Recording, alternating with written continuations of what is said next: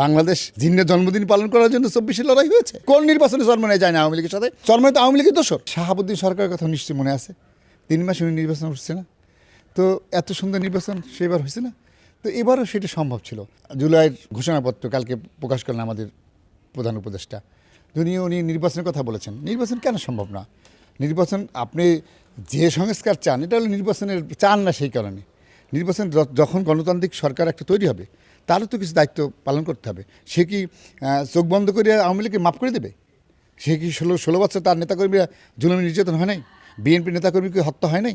এই 24-এর আন্দোলনে আপনারা তো নেতা ছিলেন, কয়েকজন নেতা নেতৃত্ব দিয়েছেন, ছাত্র নেতা, ছাত্র প্রতিনিধি, কিন্তু আপনাদের পিছনে যারা ছিল তারা আমার সন্তান, বিএনপি নেতার সন্তান, জামাতের নেতার সন্তান, ওই আওয়ামী লীগের বিরুদ্ধে যারা লড়াই করে 16 বছর, তাদের সন্তানরাই বিভিন্ন ইউনিভার্সিটি পড়াশোনা করে, তারা আপনাদের পিছিয়ে ছিল।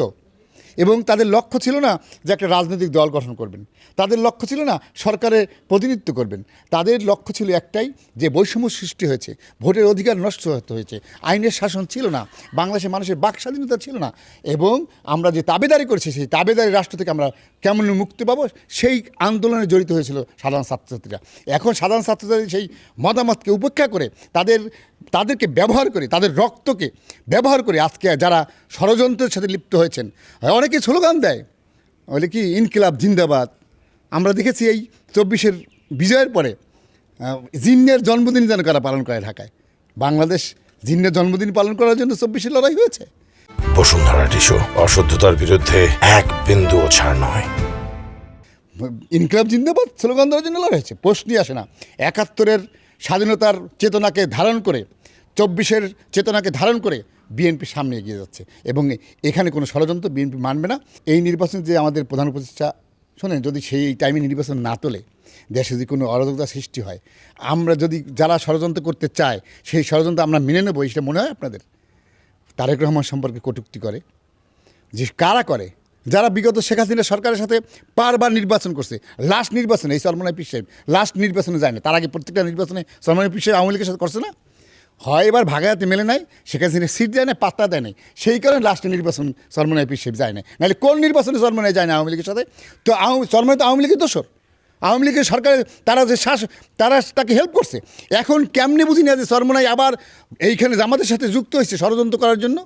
কেমনে বুঝবো না এর সঙ্গে ওই পেতাত্তা আওয়ামী লীগের হাত আছে চরমনের সাথে? এখনও থাকতে পারে তারা, যে তুমি জামাতের সঙ্গে যাইয়া গণ্ডগোল করো যাতে দেশের ইলেকশন না হয়, বিএনপির একদিকে তাল দেবে, তোমরা নির্বাচন চাও, আর ওদিকে বলবে নির্বাচন যাতে ভাঙে, দেশে একটা অরাজক সৃষ্টি করে, কিন্তু হাত আছে ওই ফেসিবাদী দোসরদের।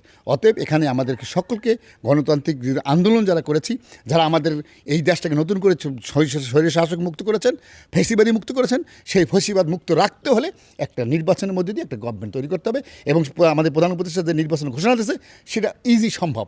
প্রশাসন রেডি আছে, আর্মি সেনাবাহিনী রেডি আছে, বিডিআর রেডি আছে, এদেশে আইনশৃঙ্খলা সকল বাহিনী রেডি আছে, নির্বাচন কমিশনও আশা করি রেডি আছে। যেটুকু ঘাটতি আছে, সিট কয়টা হবে, এটা দিয়ে 15 দিনের কাজ, মাত্র 15 দিনের কাজ।